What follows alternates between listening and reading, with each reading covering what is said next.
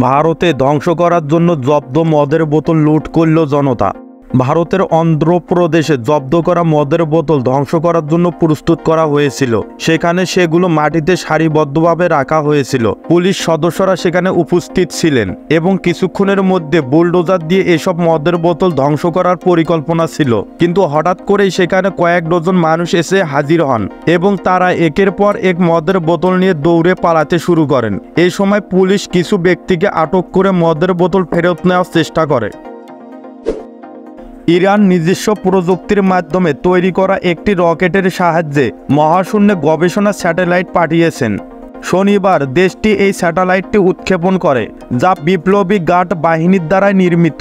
নতুন স্যাটেলাইটটির নাম চারমান-1, যার ওজন 50 কিলোগ্রাম। এই স্যাটেলাইটটি শনিবার ভূপৃষ্ঠ থেকে 550 কিলোমিটার উচ্চতায় পৃথিবীর নিম্ন কক্ষপথে স্থাপন করা হয়েছে। মূলত মহাশূন্যে হার্ডওয়্যার ও সফটওয়্যার কিভাবে কাজ করে তা যাচাই করার উদ্দেশ্যে এই স্যাটেলাইটের মিশন নির্ধারিত হয়েছে।